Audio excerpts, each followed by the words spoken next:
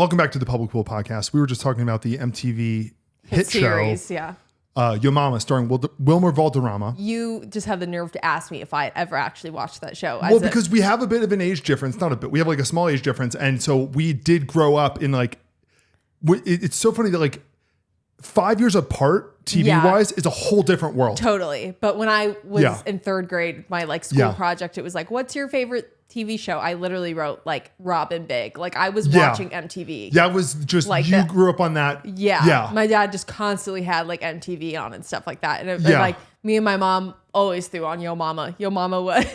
Yo Mama, which was just the funniest show in hindsight. And I need to rewatch clips. Yeah. Man, we need shows like that to come back. We need shows where they're so clearly fake and scripted. Nobody wants to say it, but Nick Cannon Wild 'N Out is holding it down. I've just never really enjoyed that show. You know what? Every now and then I like it. Yeah. I went through phases for a long time being like, I'll toss on some Wild 'N Out. I could have told you that. I could have told you that you would really like Wild 'N Out. I could have told you that. Every now and then they'd have a good guest on. You know, Matt Rife was on that show for a while. That's one of the reasons why I'm like, I think what I liked honestly the most about it, like this is what to me made Nick Cannon likable enough, was that half of the show was just making fun of Nick Cannon and he was game the entire time. Yeah. Like half of the thing was just let's make fun of Nick Cannon. Good. Yeah. Good. He needs to be made fun of. I still am in shock that Nick Cannon, I'm always in shock whenever like child actors, I love the transition that every child actor makes a different transition. Yeah. Into like, this is what I'm like as an adult. Yeah. And I mean, like our favorite, Bridget Mendler, Renaissance woman. Space law. Is now a space lawyer. Like, okay, what a twist. Yeah. And then some of them get, and this is usually the boys, some of them get like really fat. Yeah. And it's like, oh, that's Haley Joel Osment. Yeah. Love you, Haley Joel. It should be Haley Joe Osment. It should. Also, his first name's Haley? Yeah. What is he, a girl? And his sister's Emily. Yeah. Anyway, Haley and Emily. like you know, he puts on a few, and then that's so Raven. She becomes a lesbian. Yeah. And then, Miley Cyrus is crazy. And Raven Simone is so funny right now because it's like she's just like doing podcasts. She's just on like podcast circuits and like nobody wants to say like clearly she doesn't really like. Obviously, she has her own journey or whatever, but it's like she will just go on and be like, do you know what was so hard is me being on the Disney Channel and boys would only watch my show because I had big boobs. When she said that. And everyone was like, what? I've never more wanted to be like, listen, I don't know if this is going to hurt your feelings, but no one did. She buttoned up to the top. Honestly, I was like, she had great fashion in the show. Like she was a really funny actress. Like she was really good. Is it fair to say? I don't think anyone was like, let me see her boobs. Because she's like, I think a good chunk older than me, actually. So I think she is too, actually. Like growing up seeing that, there was never a moment where I'm like, I can't miss That's So Raven because she's so sexy, attractive. Like and she's very funny. She was like a comedy actress. She's a comedy actress. Yeah. No, nobody was like, I can't. And then she joined the Cheetah Girls, and it was like, ooh, girls can sing too. Yes. Like she was one of the Cheetah Girls. She was like the fourth member of the Cheetah Girls. They like had the They were a trio. And then they kind of added her. And then I think they were like the Disney version of the Pussycat Dolls. Yes. The Cheetah Girls. Yes. Like I'd watch the Cheetah Girls being like, okay, mama. I know. We were just... I assumed she was like the manager. Yeah. You know, not a lot of stage presence. We were watching old, like season 2, Keeping Up with the Kardashians last night. I just had that on. And I was just like, man, I wish Rob would have stayed with Adrian from the Cheetah Girls. Like she was just like on these episodes and it was like, she just fit right in with the family. Good for her to get out of there. But I was like, good for her to get out of there. Yeah, that didn't seem to be a great relationship. Yeah. But I think he like cheated on her. But it was like, even after they broke up, Chloe was like, she's coming to my wedding. Like, and they still like all the time, like send her PR. Like they're constantly like tagging her and stuff like on each other's stories. Like they still love Adrienne. That's a really interesting dynamic for people when like your family is still really tight with your ex. Your ex. When your family's kind of like, I could not imagine that. Like I hear stories about that all the time, and I'm like, that is crazy. Well, usually it's a reflection on the person. Yeah. On the family member who's dating them, where it's like, I feel like all of them were basically like, we got it. I'm sure they told her like, you should dump Rob. Yeah. Like Rob, you're too good for Rob. You're too good. Yeah. You're a cheetah girl. Yeah. Your manager Raven should hook you up with somebody. She does not fit in with the Cheetah Girls. Yes, she does. I thought she did. it would be weird for me to see. It was like, here's the Pussycat Dolls and Raven Simone. I'd be like, all right, so she's gonna make me giggle. Yeah. And they're gonna loosen up my buttons, babe. Yeah. That's what they're gonna do. But she brought it though. Like when she was in the Cheetah Girl, to me, it never felt like she was like the odd man out. Yes. Besides the fact she was Raven Simone and had her own other thing going on. Yeah. I think they did like beef later on. I think one of the other Cheetah Girls was like, I hate Raven Simone, but yeah, I need to brush up on my Cheetah Girls lore. But Nick Cannon, him just like all of a sudden, and it was out of nowhere, I feel like he all of a sudden was like, yeah, by the way, I'm like a badass. Yeah. I'm like really tough. Like, don't fuck with me. I'm Nick Cannon. And I was like, I've seen you get slimed. Yeah. So many times. I feel like Nick Cannon tried to do his thing. Mm-hmm. It didn't really nail it. Obviously, like he's a cornball. Yeah. He went, well, so, Drake did what he did, but Drake worked out. Because Drake was famous in Canada. That's true. Which is like another universe. Yeah. And I still laugh every time I see Drake talk with like a really thick black accent. Yeah. Because I'm like, that's not how you... Well, he's kind of like the Ariana Grande a little bit, where it's like sometimes he's Jamaican, like some, it like... Yeah. But kind of depends on the vibe. When you're successful, you can kind of do whatever you want. You can kind of do whatever you want. Here's this is the real truth that nobody talks about. Nick Cannon was very clear with his trajectory. He was following the Will Smith route. Yes. He was Will Smith. Absolutely. G-rated, for family, America's Got Talent. Yeah. Life's good, doesn't curse. And if he does, it's like, damn. Yeah. And you're like, whoa, Nick, take it easy. Yeah. But my kids can still listen because we saw you get slimed. Yeah. Now, it didn't work out. Will Smith has obviously crashed too, although that's a totally different circumstance. And I still think Will could have a comeback. He just needs to take a break. I support Will. I always support Team Will. You saw the AI stuff, right? Incredibly embarrassing. That was hilarious. Although I do low-key have a theory on what actually happened. So if you didn't see that, there were, Will Smith is on tour right now. He's like rapping or whatever. And he was posting videos of it, like clearly like edited by a videographer or whatever. And they kept like showing shots of the crowd. Half of them were like real shots. Half of them were like clearly AI people. Yes. So I think what happened was like some of the signs were for sure AI. Well, when the signs are like the AI, for whatever reason, my theory is that they can do letters, but they're like, for now, so that there's no laws being put in. We can't do perfect. You can't do perfect letters, so you can always tell. Yeah. The signs didn't like read like signs. No. Like they were like, you saved me from my cancer. Like it was very... Like how on earth, from what? Watching Hitch? Yeah. But watching Hancock? But what I do think honestly was that they were actual shots of the crowd. And I think that they like tried to AI enhance them. Spruce them up. Like, and I think so I think that's what happened. Yeah. I don't know what happened with the signage, but I think it was kind of a little bit of them trying to like use AI programming to like, kind of enhance maybe some shots. And it just ended up looking really weird. Because I would actually be shocked if Will Smith didn't sell out crowds in Europe. I actually agree. Right? Like if I knew he was on tour, honestly, I'd be like, should we go see Will Smith? He's Tom Cruise. He was Tom Cruise level for the longest time. He was the you know how The Rock was the most bankable actor. Yeah. Will Smith had the record for like 10 years. Where when he was in a movie, it blew up. Yeah. Everybody loved him because he was for families. Yeah. I mean, what he needs to do, and I don't know if he's willing to do it. One, he needs to leave Jada Pinkett Smith. They're locked in forever, babe. I mean, he will forever wear the horns of a cuckold. I love that term. Wearing the horns of a cuckold. I don't even know why the horns are part of it, but that's like the phrase. Yeah. He's wearing the horns of a cuckold very publicly. Yeah. Like the most publicly anybody's ever been cuckolded. Yeah. It's weird because it's like, I never want to be like, someone's gay. But you can't do that and then slap somebody for insulting your wife. Like, like what? Man, what a move. Do you just remember how fucking dramatic everyone was about that slap? Like all the actors tweeting like, I'm scarred for life. There is no place for violence in Hollywood. Shut up. I mean, shut up. Someone smacked someone. Let's call. Oh my God. It was, Chris Rock being like, he smacked me. That's crazy. Like, Chris Rock gets reaction. Chris Rock didn't capitalize on it enough. Fucking people in the audience being like, I'm in danger. I am.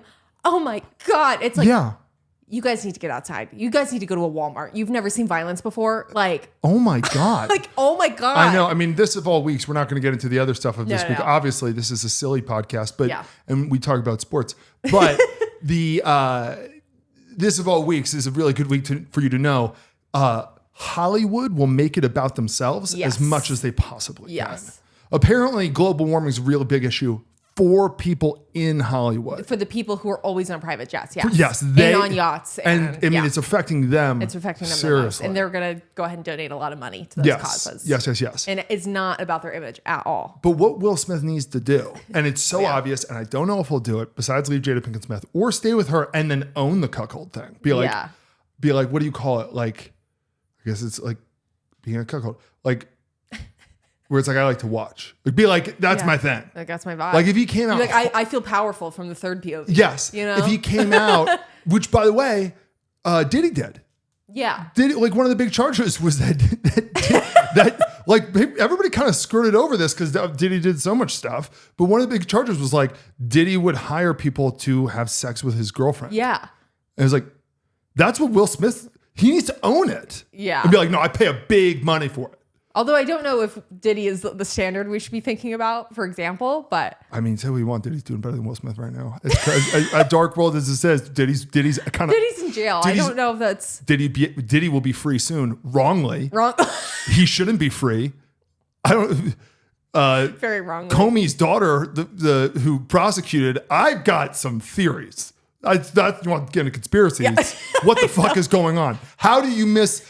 How did you miss she that? She missed an open layup. It made no sense. Crazy. When it was like, get the fuck out of town. That was like the OJ verdict. Where it was like, what? It was low key the OJ verdict. Yeah, and everybody just kind of skirted right by it. Isn't it weird how it's like we have stuff like as crazy as the OJ trial today, yeah, but because we have so much going on and too much access to everything that's going on, nothing feels as big anymore. There's like America was like, we're all watching the OJ trial tonight. Like that was like a thing. Sweetie, there are like 4,000 with YouTube channels with lots of subscribers who all just live stream like every trial. Yes. Everybody can watch everything. It's not like, oh, we have to sit down and watch the trial. Mm-hmm. But he needs to remember like he needs to almost like become like Eminem. Okay. Like remember like Eminem made that one album like Kamikaze. Oh yeah. It was like the last time he made really good music. Don't come at me, Eminem haters or lovers. I love Eminem. Look at me. Look at me. You think this man doesn't like Eminem? Look at everything about me. You think I don't know every word to the Slim Shady LP? You think I don't know every word to Guilty Conscience? Cleaning out my closet? I know every word. I love Eminem. Anyway. It goes without saying. Goes without saying. Like, right? Nobody assumed different, right? And you want to get even better with it? Not really a huge rap guy, other than Eminem. No, I am. I do like Kid Cudi. I actually love Kanye. I think he's really good. He's really good. I know. You know. That's the definition of we're separating the art from the artist.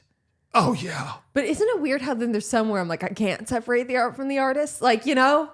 You have to be really good. You have to be really good. You have to be really good. And Kanye is like. And you know what? Maybe that's what it is about Chris Brown. Where I'm like, Chris Brown is really good, but he's not really, really legendary, amazing, revolutionary. He's not like revolutionary Kanye. Is the term. He's not Kanye. He's not one of a kind. He's not one of a kind. He's really good. He's really good. He might be the best at what he does, but there's also 500 people who do what he does a little bit worse. But they're also really good. Like they're also really good. They're good enough. Yeah. They're good enough to do it. It's not good enough to justify Chris Brown's behavior. But Kanye, like the only person I think who's close to Kanye with what he does is like Bon Iver. Like it's like it's like a hey, I didn't know, or 9 Inch Nails. It's like every time Kanye releases music, you're like, this doesn't sound like anything he's ever made ever. Yeah. He made that one autotune album. Everybody then started doing it, and all his autotune stuff is the best autotune stuff. Yes. Like he's just so good. But so Will Smith needs to do Kamikaze. Yeah. he needs to literally say the worst words. Say the words that Eminem can't. I don't think he ever has. And it's like, no. You want to fucking turn everything on its head? Get really fucking edgy. I just don't know if he actually is edgy. But I don't think that's the thing is I think he's kind of too cheesy. I don't think he could pull it off. You know, it would have to be a shock. He needs to take like a JoJo Siwa swing. Yeah. You know what I mean? He needs to like that's what it should be called, pulling a JoJo Siwa, where you just are like, fuck it, go on. Yeah. I'm gonna throw this so far. Yes. I'm either going to fall flat on my face, or it's going to be like life-changing. Yeah. He needs to take a JoJo Siwa. Yeah, I agree. Just swing the fucking bat, dude. Swing it, girl. Because I'm not watching any Will Smith movies. Yeah. I just assume they'll be bad. You know what though? Like I am someone where I'm like, I enjoy a Will Smith movie. Like I love his stuff. Yeah. But his new stuff. Yeah, it's just the oversaturation thing. I don't know. Like yeah. He went he went from being bigger than Matt Damon, like Tom Cruise level. He's kind of like in the same ballpark as like Luke Wilson now.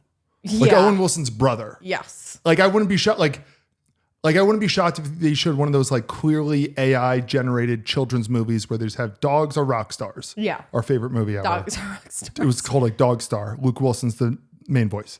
I wouldn't be shocked if Will Smith was the main voice of one of those things. Where it's like, yeah, they paid him $400. Yes. And he just did it at home. Yeah. Man, doing voice work is the move.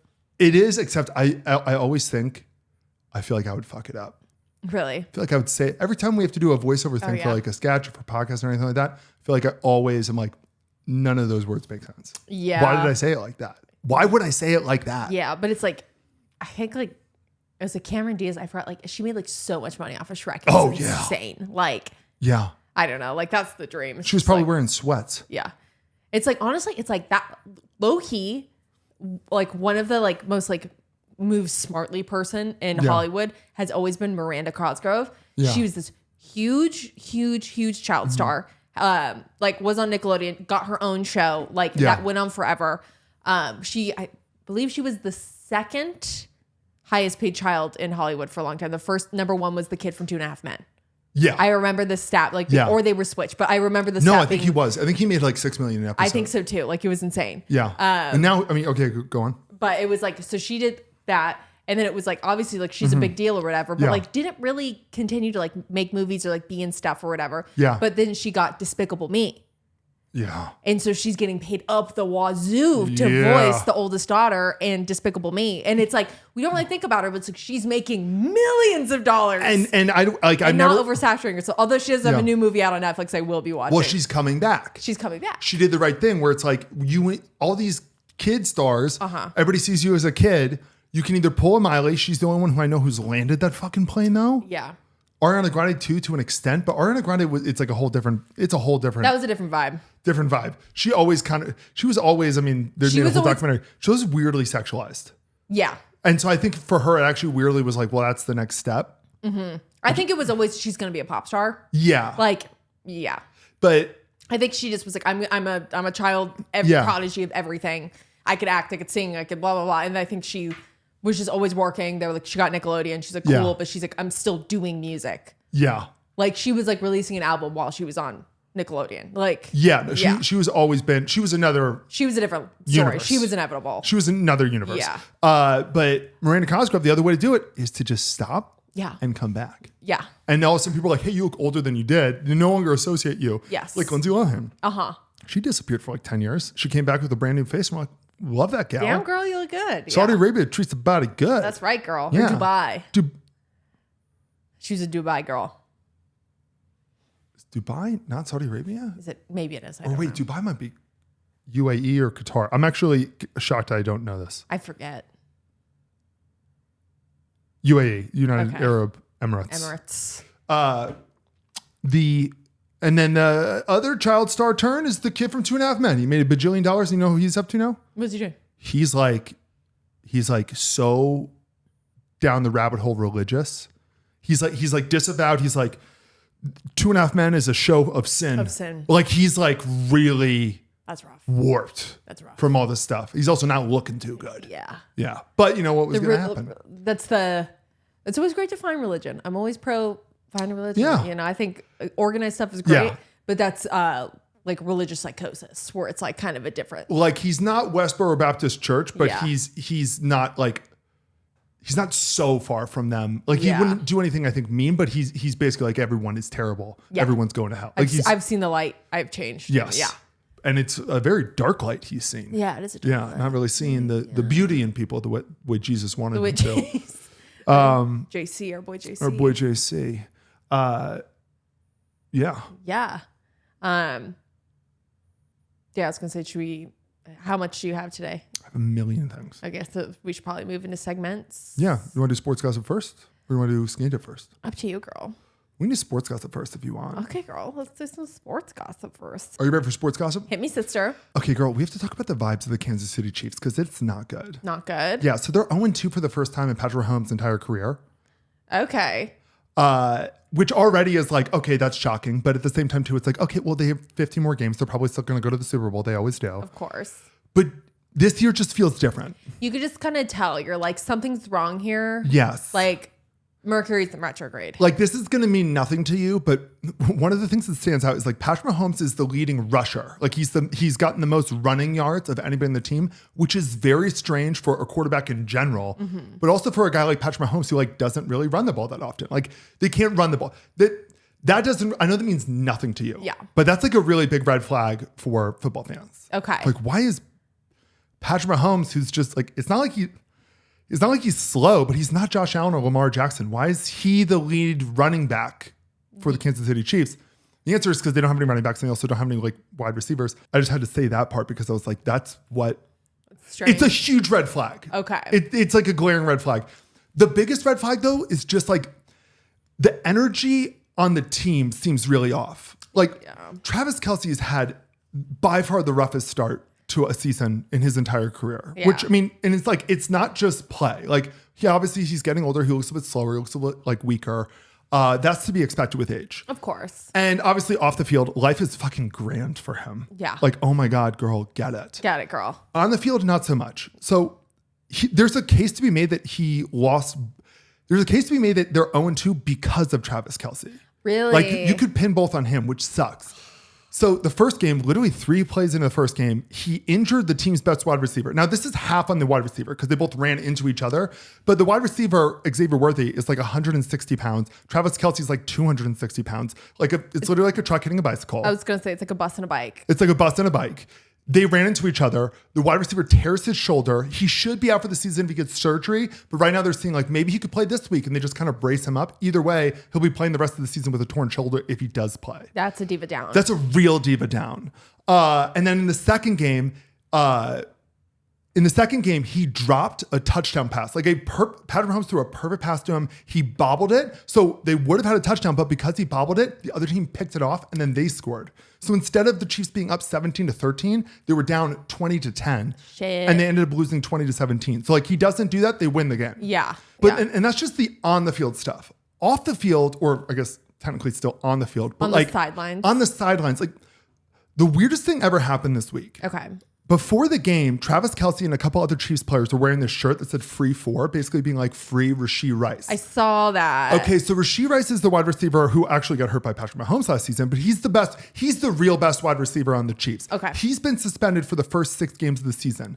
Now, when you see the free 4 shirt, you're like, oh, what did he get busted for like failing a drug test with weed? Yeah. Or like, was it something political? Was it something stupid? Where it's like, come on, guys, like, let's not be unfair. No.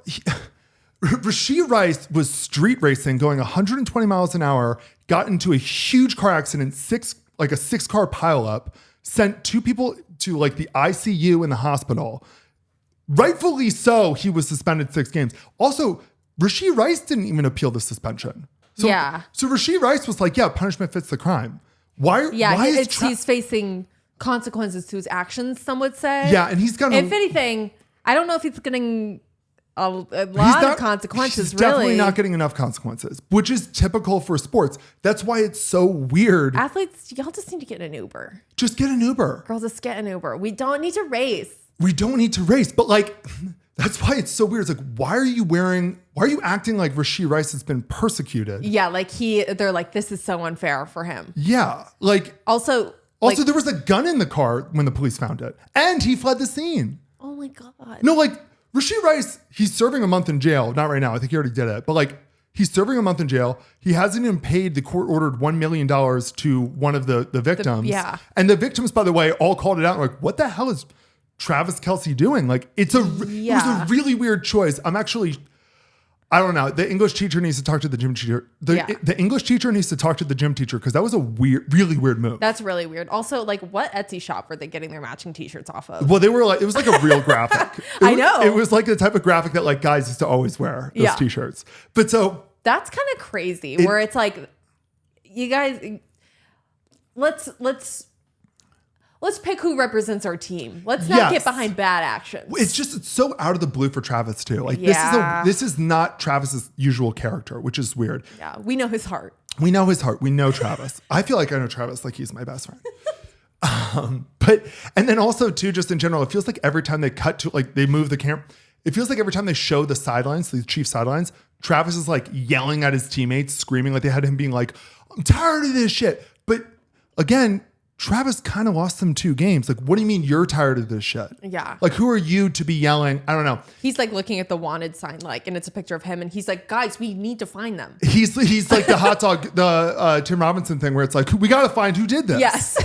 Like, it's a weird vibe that we've never seen with the Chiefs. They're usually the fun, silly team that always wins. They kind of became like, I feel like really they became the face of the league, like the way like the Cowboys were. Oh, they definitely are the face of the league. Them and the Eagles. Like they're the chronically best teams. Yeah. Chronically is a weird way to put it. But year over year, they are the 2 dynasties right now where they're competing with each other. They're in different leagues, so they might face each other in the Super Bowl again. It's a very weird vibe. And then also at the end of the game this week, so they lost to the Eagles 20-17. And at the end of the game, they had like the players mic'd up and their best player on defense is this guy, Chris Jones. And they caught him saying to Jalen Hurts, the quarterback of the Eagles, like talking shit, being like, whatever, dude, you didn't even get 100 yards. Which is just a weird thing to do when you're about to lose, because it's like, hey, it's actually like, yeah, for fantasy football, it might be about stats. But for the players in the game, you should only care about the score. Yeah. So it was a really weird thing for him to talk shit that way. And Jalen Hurts rightfully responded, who the fuck cares? We're winning. Like, who the fuck cares, dude? We won. Yeah. So it's just, the aura in Kansas City is lacking. Things are up right now. Things are not great now. I feel like somebody maybe hired an Etsy witch or something to like be like, let's just throw off the vibes here. That would, honestly, that's what makes the most sense. Yeah. That's got to be what it is. Is Mercury retrograde? Have we checked? Mercury? Let me check. Because if it is, they'll be fine. Is Mercury retrograde? No, it's not. So honestly, the bad vibes are on them. That's their responsibility. Yeah. It's on them. What happened to the friendship bracelets? Come on, guys. This just doesn't feel like the Chiefs team that has dominated the NFL for the past 7 years. No. And yeah, so I don't know. Good luck, guys. Like we obviously we love the Chiefs. We love Patrick and we love Travis. We love the Chiefs organization. We do. We worked with the Chiefs. Yeah, I'm rooting for Kansas City. No, of course. We also love the city of Kansas City. Yeah, we had such fun there. What a great little Power and Light District, bitch. I don't know. I mean, if you want my real take of this, here's actually the football take. Okay. So this is what you can say, or listeners can say to people in conversation. They'll be like, holy shit, how do you must really follow football. You know ball. So Patrick Mahomes, there was a case to be made. It's kind of dwindling that he's the greatest quarterback of all time. Yeah. And when you have a quarterback like him, where he makes everybody around him so much better. Yeah. You can kind of be like, okay, great.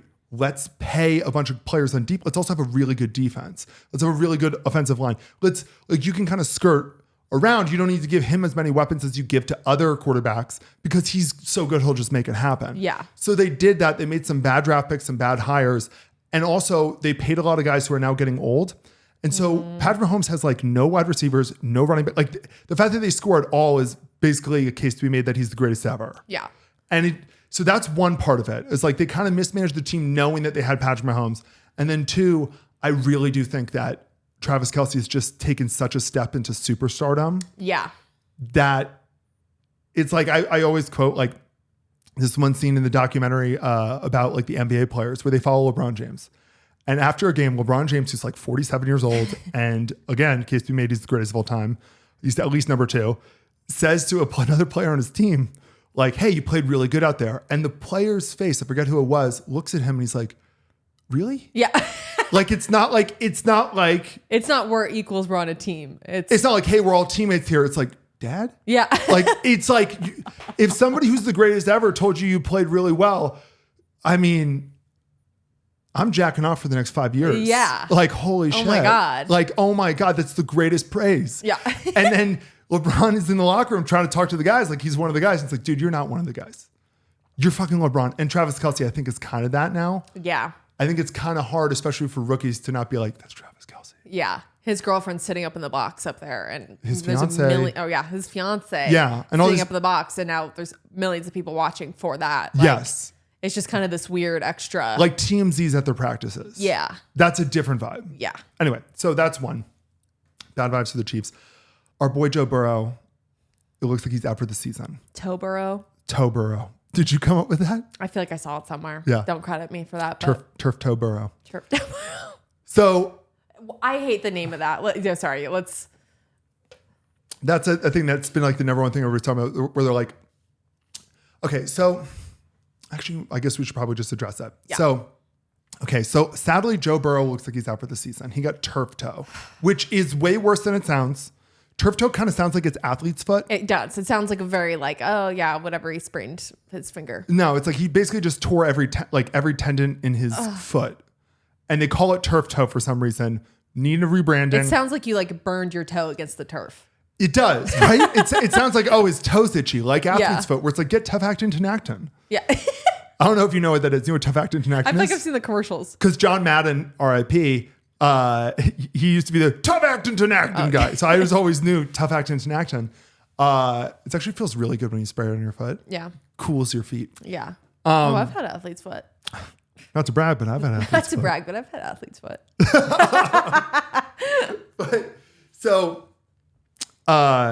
Anyway, so yeah, he got turf toe. It looks like he's out for the season. We got to talk about this because this is it's a recurring trend that just sucks. Yeah. Joe Burrow has played, I think, 6 years in the NFL. I think he's had 5 major injuries. 3, I believe, were season ending. Oh my God. But what's so strange about it, what's weird about it, is that they're all different injuries. Yeah. He obviously now he has turf toe. He hurt his calf. He destroyed his knee one time. One time he had his appendix burst before the season started.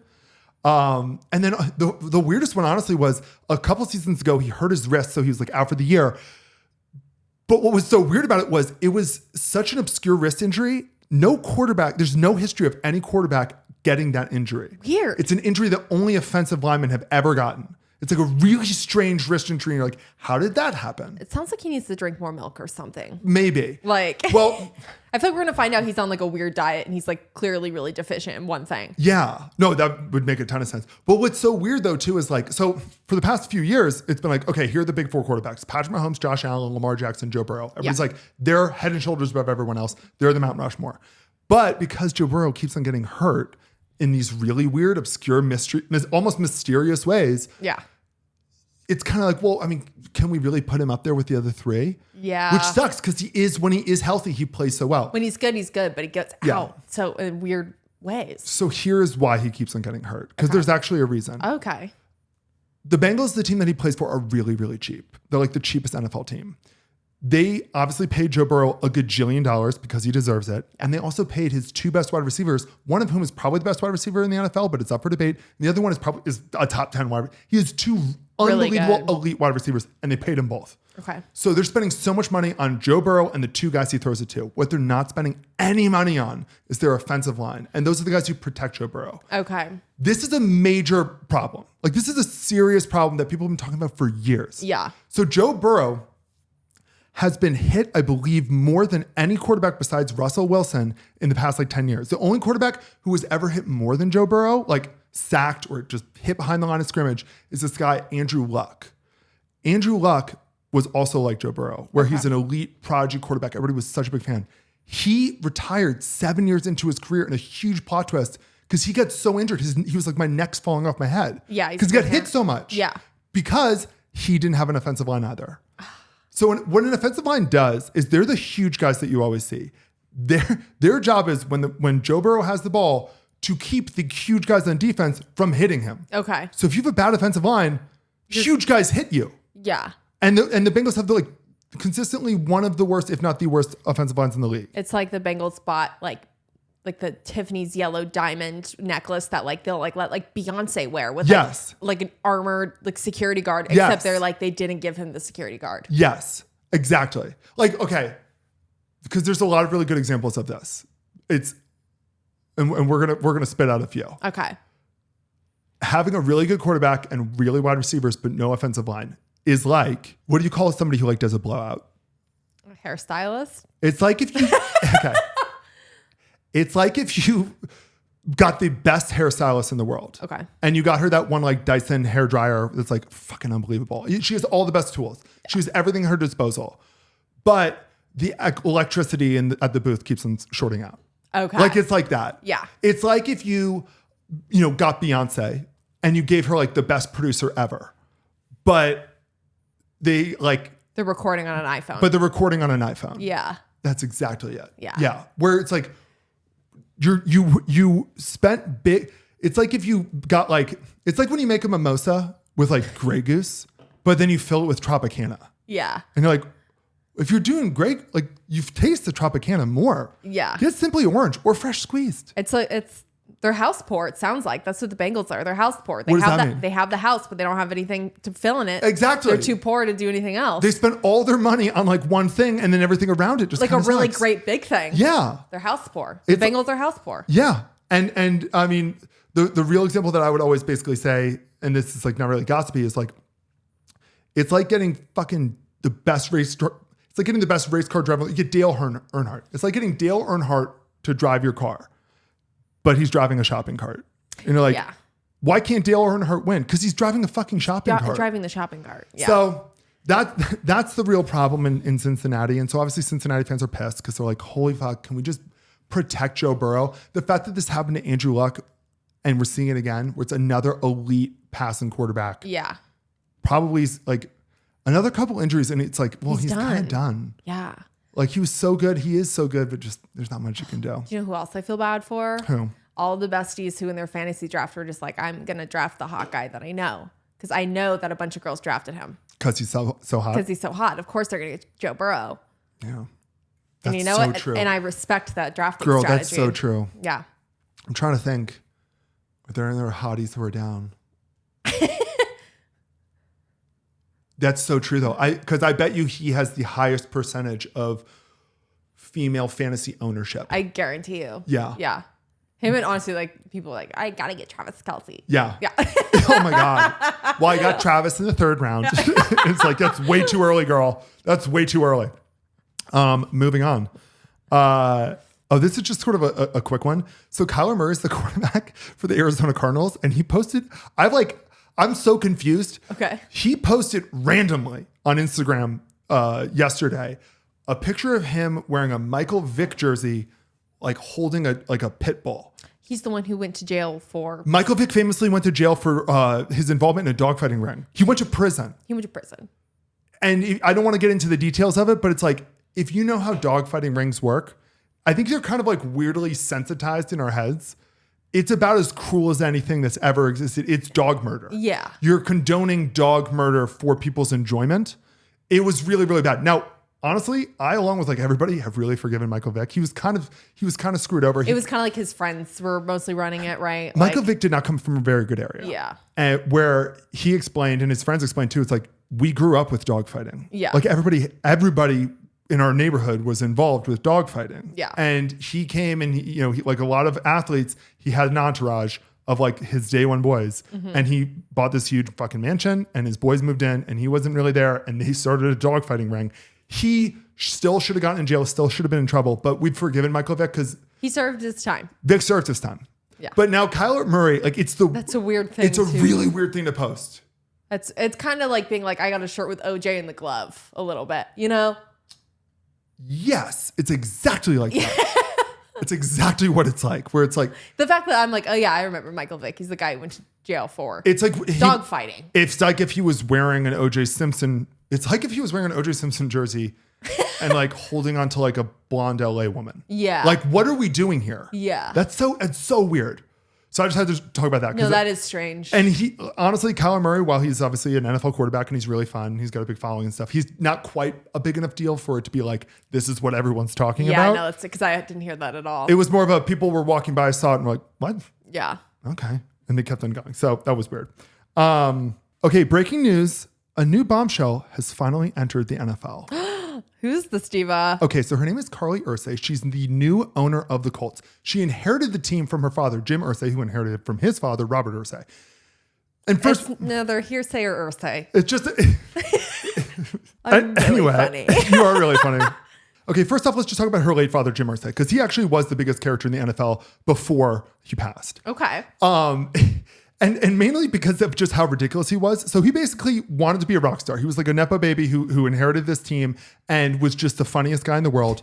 A few things about him. So yeah, he wanted to be a rock star. He created a rock band. Love it. He had the funniest collection of like rich people memorabilia you could ever have.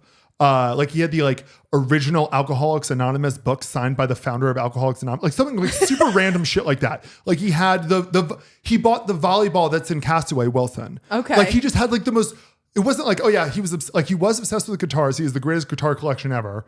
But it's not like that was his one thing. Like he just bought random stuff. So yeah, that alone, he's a funny guy. But he also did the most petty thing in the history of the NFL.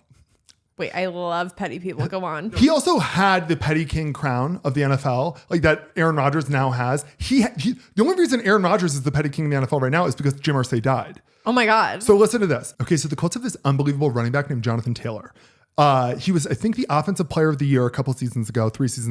And so then the following year, 2 years later, he wanted a new contract. So he was like, he held out. He didn't play the first half of the season because he was like, I'm not playing until you give me a new contract. Show me the money, girl. Show me the fucking money. Pay me what I'm worth. Jim Irsay refused. Jim Irsay was like, I am not signing you. Let's just cut, by the way, spoiler alert, Jim Irsay ultimately did give him the contract. So he didn't play the first half of the season. And then Jim Irsay was like, fine, whatever. It was like, okay, so was this worth it? Well, all Jonathan Taylor wanted was like, I think another like $10 to $12 million a year. Okay. Colts fans were like, holy fuck, just pay Jonathan Taylor. We're losing. Oh my God, just please pay Jonathan Taylor. Just pay him. Yeah. Why are you being so cheap? And he was like, I'm not being cheap. And this is how he proved it.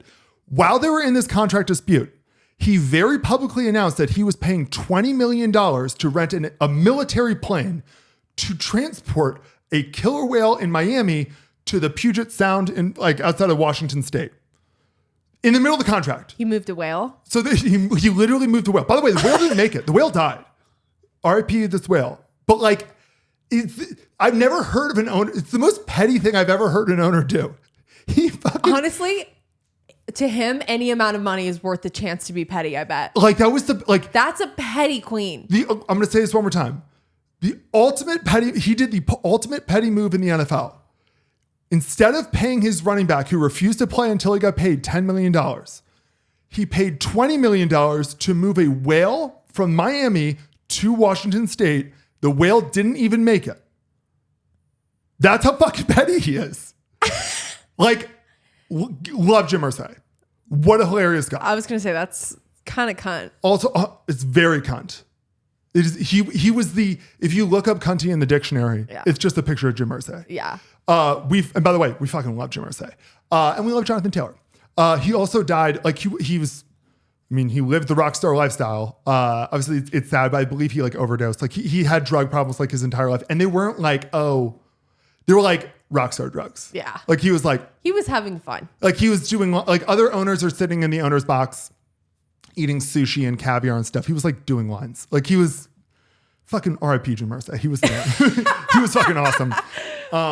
But so anyway, so Jim Irsay dies and Carly Irsay, his 44-year-old daughter, inherits the team. She's 16 years younger than the next youngest owner. She's 44. She's millennial. Love that. We have our first millennial NFL team owner. It's fucking awesome. That's awesome. This is why she's a fucking girl boss. Okay. One, I don't know have you seen a picture of her? I have actually. Okay. How would we describe her?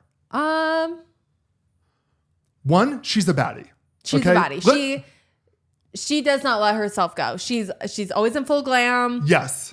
Her hair's always dyed. Like she's ready to go. Yeah. One, she's a baddie. She's always in full glam. Her hair is always dyed. She resembles somebody who like would be in a pyramid scheme, but like in one of those pyramid schemes that are like, it's kind of a fun and it's like, okay, you get yours, girl. Be your own boss. Yeah. Well, she is her own boss now. She's the boss of the fucking Colts. And unlike other team owners who were sitting in their luxury boxes eating sushi and caviar, she's on the sidelines with a headset on, so like listening to the coaches speak, holding a call sheet, like the play calls. Yeah. And everybody's like, why are you doing this? What are you like micromanaging? Which one? She was like, yeah, I am. Fucking owning it. I'm literally the owner. I can do whatever I want. Yeah. And she basically said like, hey, if you were paying coaches and GMs millions of dollars, you want to know if they know what the fuck they're talking about. That's literally what she said. That's literally true. And by the way, so this is why she's the most fun owner in the NFL right now, because all the time they cut to her on the sidelines. Yeah. And she's listening to the coaches talking, being like, yeah, let's do this. So the Colts are 2-0 at the time of this recording. Okay. Which is like a shocker. They're like the surprise team in the league where everybody's like, who are these Colts? It's awesome.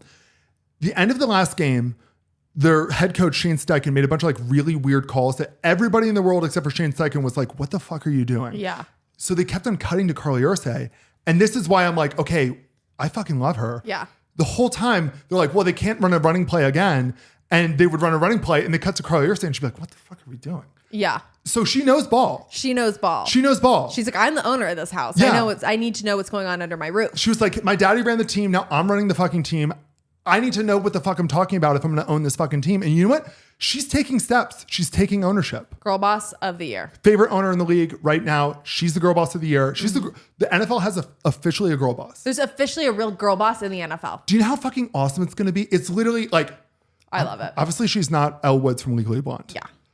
But like the owners in the NFL, they literally own the NFL. Like people forget that like the commissioner, Roger Goodell, who everybody hates, he's hired and works for the owners. The owners literally own the NFL. Yeah. It's a weird concept that I think people aren't really able to grasp. Uh-huh. But like every decision that is made in the league isn't up to like some board. It's up to the owners. They always vote. So the owners get together all the time at these owners meetings. Do you realize how funny it's going to be to have a bunch of like old white guys, like 70, 80, mid 80s, sitting in a room talking about football, and then her just coming in with like fucking Gucci and just like throwing it on the table and be like, here's what's up, boys. Yeah. Yeah, it's going to be awesome. It's going to be awesome. I can't wait. I can't wait either. No, like this sounds, honestly, I love it because it's also like, she's like, well, okay, I'm like a daughter of someone. Yeah. She's like, I'm a girl. Yeah. You guys can sit in the luxury boxes, but like, it's going to look bad on me if my coaches are doing something stupid. So I actually do need to pay attention. Yeah. And people are going to scrutinize me harder. So like, even if you guys think it's over dramatic, I'm going to get in there with a headset. Yeah. So I'm just telling you right now, this podcast's favorite team is the Colts now. Yeah. We are Carly Ursay stans. Yeah, we're here. Okay? And you should be too. Yeah. That's all I'm going to say. Carly Ursay. Or bust. Yeah. Like, I fucking love her. Yeah. I love Carly I'll support Ursay. A diva any day of the week. Yeah. And she's a bad mama too. Yeah. She's a little hot mama. I think she has 3 or 4 kids. Who, by the way, aren't that, they're not that old. They're like still kids because she's 44. Because you know what? When you're a woman, you can have it all. You can have it all.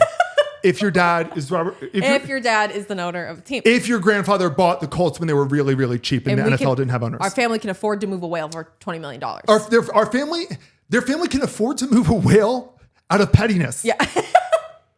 That's the dream rich. Yeah.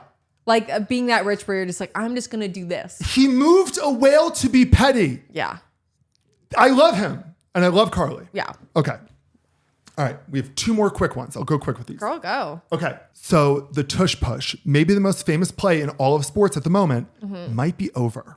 Okay. So I'm going to explain it to you. Okay. So the tush push is this really controversial play. And the reason why it's so controversial is because only one team, the Philadelphia Eagles, have been able to run it successfully. Basically, they invented this play in 2022. It was like revolutionary. I'm not going to get into the weeds of it, but like it was like changed the NFL. It gave the Eagles a huge advantage. So in 2023, all the other teams, when they tried to copy them, they're like, hey, the Eagles are doing this play that's changing the game. They're like, I forget, don't they win in the Super Bowl? But like the Eagles have this huge advantage. Let's do it too. Everybody came out, they all practiced, they came out with their own tush push. Yeah. Here's the thing.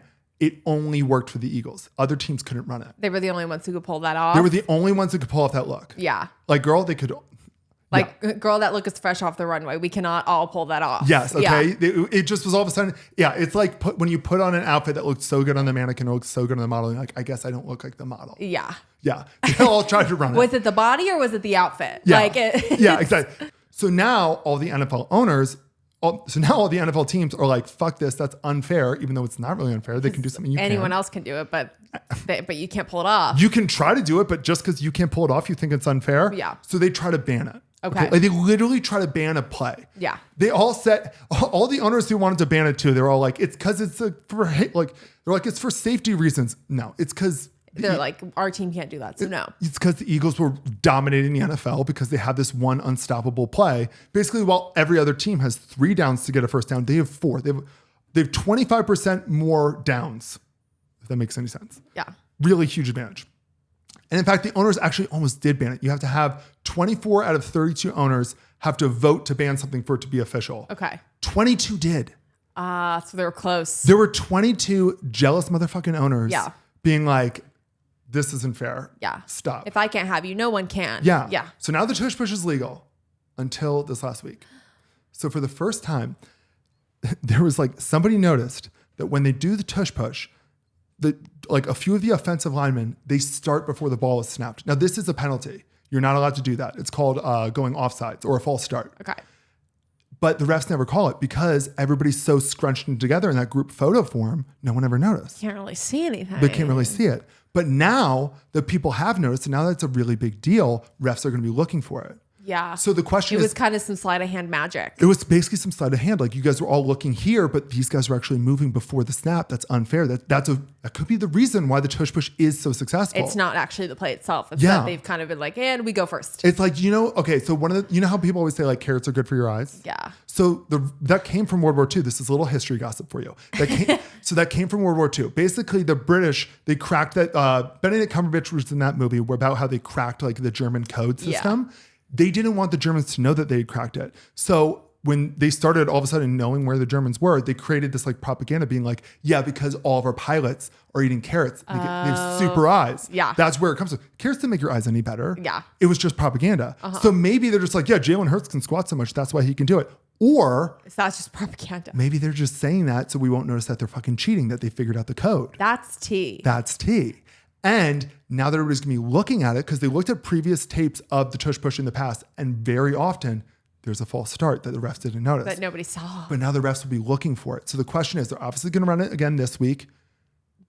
Are they going to be brought back to earth? Are they going to be like every other normal team? Is it going to be unsuccessful? And then we're going to be like, so it was actually you guys cheating this whole time? So it was actually cheating. It wasn't actually real. We'll see. For all we know, cheater, pumpkin eaters. For all we know, that actually has very little to do with it. Jalen Hurts is just a freak. They have the biggest line in the NFL. Everybody in their offensive line is like 6'6 plus, 345 plus, which is huge. Yeah. So maybe that's the case. We'll see. We'll see. But it might be over, in which case it's like the tush push era is gone. Yeah. That's crazy. Okay, girl, we have a brand new Tom Brady scandal hot off the press. Tom, he's not even playing anymore. So Tom Brady has two roles in the NFL right now. He's a part owner of the Las Vegas Raiders, and he's also a color commentary guy. He's like one of the guys who talks during the game for Fox. Okay, so he's a diva who does it all. Already there's a conflict of interest there because, so for the people who do play-by-play and color commentary, like while you're watching the games, they have access to the other teams beforehand. So you get to talk to them and be like, hey, so like, what should we be looking for? Like, what are the storylines for your team that we can sort of talk about? Yeah. They get like the inside scoop of the team. So that way they actually sound like they know what the hell they're doing before a game. That's why it's already a conflict of interest, because he can talk to other teams' coaches and other teams' players and be like, how are you guys feeling? And they will tell the color commentator, knowing that they won't tell anyone else, these secrets of being like, we're just going to run the ball all game. They literally spill everything. Yeah. Or they'll be like, well, we're not really sure because we're this rookie offensive lineman. He hasn't really gotten to it yet. Like, so we're a little bit insecure about that. And then basically the announcers will be like, all right, they'll talk about that in the game. They just get the inside source. Yeah. They're kind of prepping before they do any announcing. They're just like, let's just get the scoop. They get the inside scoop. They get the sports gossip. They get the real sports gossip. Like, they get the real inside sports gossip. Already there's like loose rules in place where it's like, if you own a team, because he owns a team, he's not allowed to, talk to the other teams that he's going to be calling as much. Here's where it kind of gets a little dicey. He's Tom fucking Brady. Yeah. He doesn't have to ask the questions to the other team for people to want to talk to him. So he does talk to the other teams. He does talk to the players and the coaches of the teams that are for the games he's calling, because it's like Michael Jordan. It's like, I would love to tell Michael Jordan about what's going to happen. I just want to talk to him. I want to tell my daddy what I'm going to do. Do you think this is a good idea? Yeah. Everyone wants to double check. So everybody kind of knew this relationship and everybody was kind of fine with it. Yeah. So for Monday Night Football, the Las Vegas Raiders are playing and he's in the owner's box. He's not calling the game. It's on ESPN. He's in the owner's box with the other owners. And when they cut to him, he's wearing a headset like our girl Carly Ursay, like he's talking to the coaches. Like basically he's kind of coaching the team. Everybody just lost their shit. Because like that is so fucking unfair. Like put it this way. This week he called the Bears game. Next week the Raiders are playing the Bears. And he already got the inside scoop from the Bears. The inside scoop. He gets to talk to the players. He gets to know the Bears strategy before the Raiders play, which everybody was kind of willing to turn a blind eye before, because it was like, one, it's Tom Brady. He's so cool. Yeah. Two, it's not like the Raiders are like this unbelievable powerhouse where it's super unfair. They're going to win if they get all this like inside information. But three, it was like, we all thought like maybe this is happening. Yeah. But now we can't get the image out of our heads. Where he's literally being like, I'm going to tell you guys the secrets. Now that I've seen that he's kind of an offensive coordinator for the Raiders, everything else is sort of comes back into question. Yeah, that's not really fair. Yeah. So fans are really upset. People are questioning this. They're like, there's a weird conspiracy of like, okay, so you basically just have like a spy. The Raiders just have like a spy on the rest of the teams for all the games that he calls. Yeah. So he's not in hot water. Fox is hot water. The NFL's in hot water. It's just sort of this big scandal where nobody knows who to be mad at. Yeah.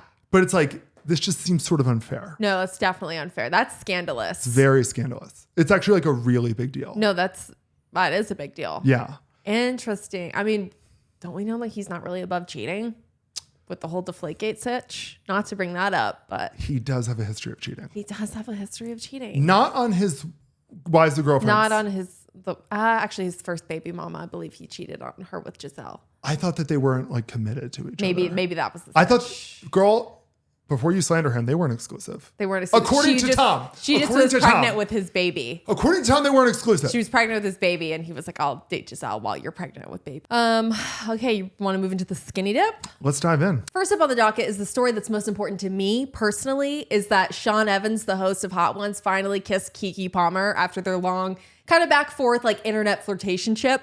I want them to be together. They should be together. Bald guy summer. It's a bald guy summer, Get baby. yourself a bald man. No, it's bald guy fall. Oh yeah, it's bald guy fall. Get yourself a bald man. We're good. We're good people. We're an honest people.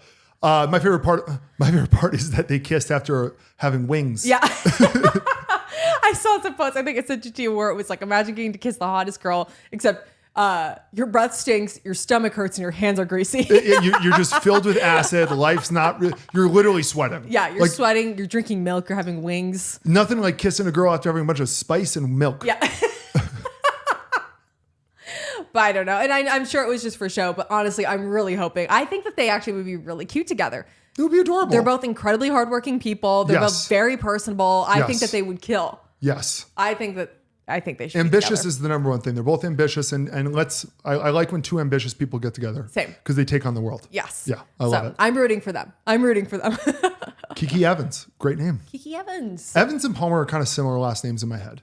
They're just sort of like, they're not Smith and Jones, but they're like common last names where it's like, it kind of goes with everything. Yeah. I think her real name's actually like Lauren, which I'm like, where do you get Keke from? Must be a middle name. Keke feels like, I feel like there's a lot of people named Keke. Yeah, Kiki's just it's a great sound. Yeah, like in that show Sirens that we watched. Yeah. There was a girl named Michaela on the show and they were calling her Keke. Yeah. I was like, I've never once been called Keke. We had a cat named Keke because the real name was Hidalgo, named after Richard Hidalgo.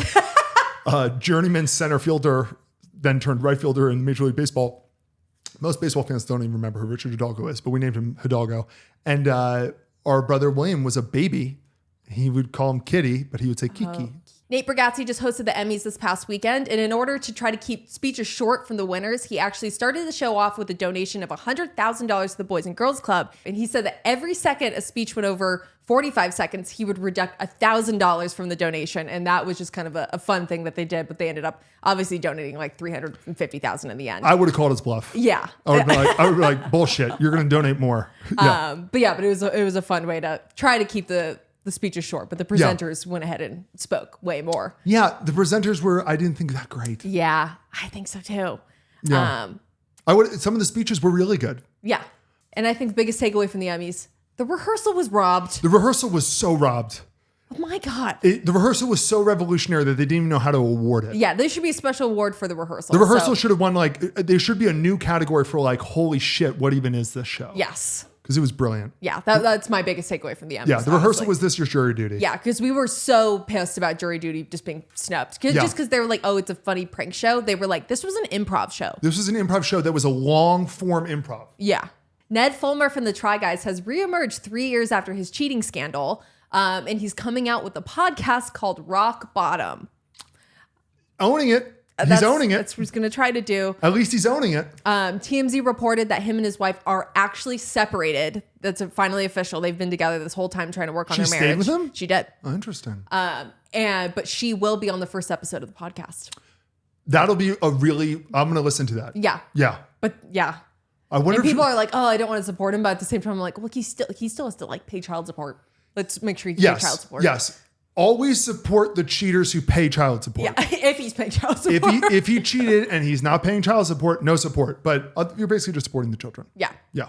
The Coachella lineup was just announced, and the headliners for 2026 will be Karol G, Sabrina Carpenter, and Justin Bieber. Those are the 3 biggest headliners they've had in a long time. Right? Yeah, yeah. I mean, they're always big every year, but like, no, these feel very relevant. Sabrina and just getting Sabrina Carpenter alone. Yeah. Who's doing Sunday? I believe Karol G. Don't they usually have the biggest one on Sunday? I think so, but maybe I'm misreading or misremembering, but I think it was her. Let me see if it's saved. I mean, Sabrina Carpenter's a massive get. No, she's huge. She didn't headline last year, but her show might as well have been the headline the way it was like posted about. And it was basically bigger. Like, I don't even remember who the headliners were last year. Well, I feel like was it No Doubt? It might have been. I feel like lately they've been like, yeah, Karol G's on Sunday. I feel like lately they've had a lot of like recently big names who have like only 1 or 2 hit songs yet.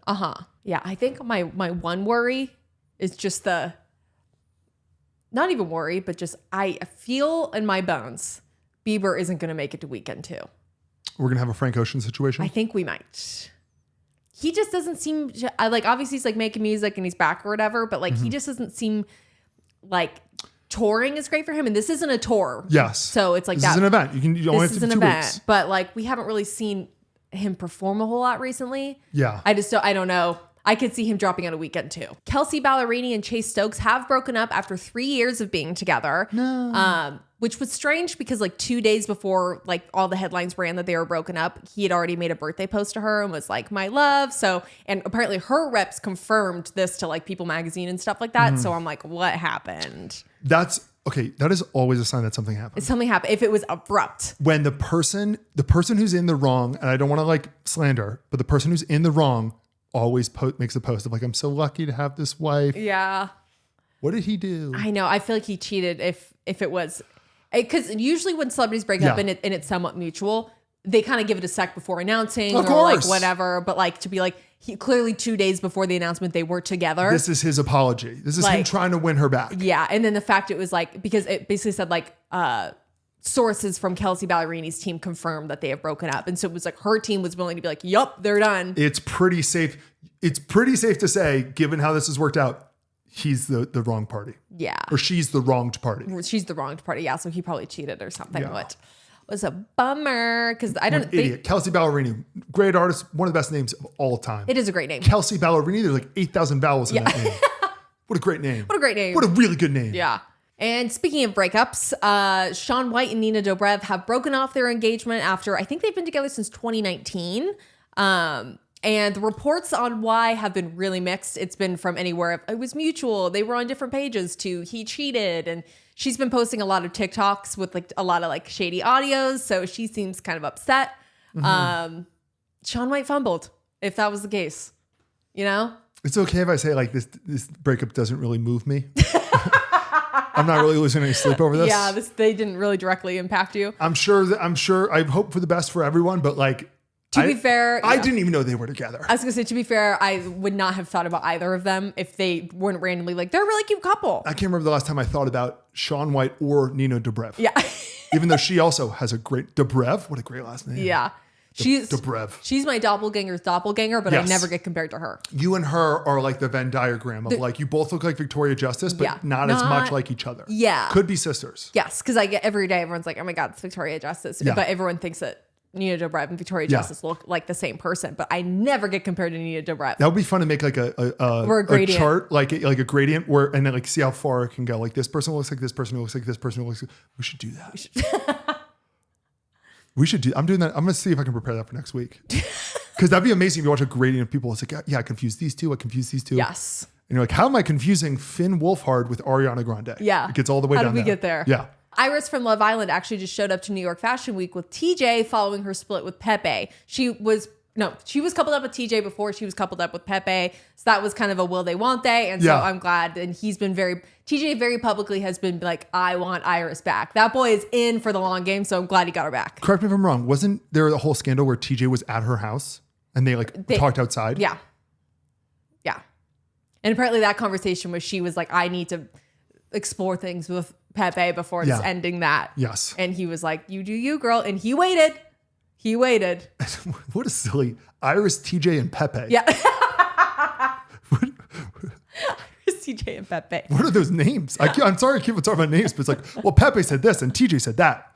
But Iris. Yeah. So Iris and TJ from Love Island are back on as they showed up to New York Fashion Week together. Yeah. So exciting. They would have been together throughout Love Island if he didn't get like screwed over. Yes. Like the show literally screwed him over. Yes. He would have been on. Yeah. Crazy. I think they could have ended up together. So they would have ended up together. Glad to see things corrected itself. Yes.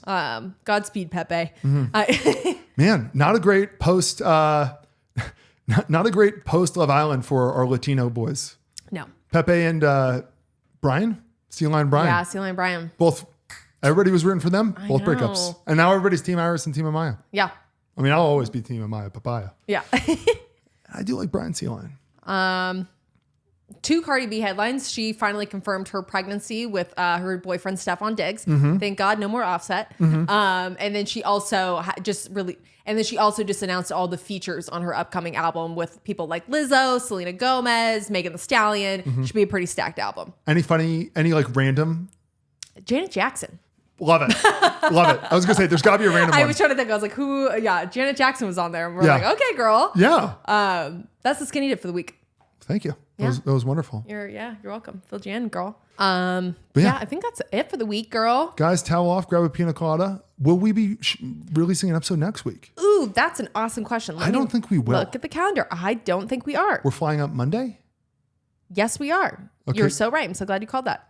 Because we could shoot Sunday, but maybe Perhaps. we take a week. We might have to take a week, guys, or maybe we'll have an audio. Audio only. Who knows? Who knows what we're going to do? But Yeah. we're going to be in the islands of Waikiki. And then we're not going to be in Waikiki, but we're going to be in Hawaii. Will our next episode then be October? I believe so. Because I think we should do costumes all October. I think we should too. I'm going to say it right now so that we have to. Yeah. Okay. I like that. All right? Costumes all October. Get ready for some silly sports, Gus. Yeah. I want... And if you have any ideas for what we should dress as, you know how people look at 2 people and they're like, oh, because she has red hair. Yeah. Usually when you have red hair, I have one we're for sure going to do. we know what we're going to do. And then the other, I want to have one where people are like, what? Yeah. How'd you even come up with that? Yeah. You know? Yeah. The problem is we could do a doppelganger one, like who we look like, but you just kind of have your doppelganger. Yeah. You legitimately look like people. Yeah, because that's my big qualm with Halloween. If you guys have, I feel like I've already ranted about this before. People who are like, I want super unique costumes. Your costume needs to be obvious. It needs to be obvious. Stop trying to be like, I'm this person from Suits and I'm wearing a suit. I don't know what you are. Yes. Like, it's like, no, you don't just be like, I'm going to be, you have to be obvious. Your character has to be kind of. And you know, too, and I know I'm so alone on this take, but if you've listened to the podcast for a minute, you know that I hate puns. Like people making puns for the sake of being like, and now I'm funny because I made a pun, like makes me physically nauseous. Yeah. I like, I don't know, maybe I'm on the spectrum. I hate pun costumes. Yeah. I'm a one night stand. I hate when they're like, I'm a this with this. I do like a good news flash though. If you're wearing a trench coat and you got the news. That one works Yeah. because there's an action to it. Yeah. But I don't want people to be like, what are you? Get it? Yeah. Like, Yeah. you shouldn't have Obvious to say, costumes, people. you shouldn't Obvious have costumes. to say, get it. Yeah. If your costume leads to a get it, I'm out. Obvious and slutty. And slut. That's my If you're advice dressed like a slut. Just like a slut. Yeah. I don't want the wars between the funny girls and the slutty girls every year. There's room for everyone. Yeah. Be funny or be slutty. Be funny and slutty. Yeah. Oh my God. There's only so many opportunities in life for you to dress slutty or for you to overdress. Overdress everything and dress slutty. Yeah. PSA, everyone. Overdressed slutty. All right. Love you guys. See you.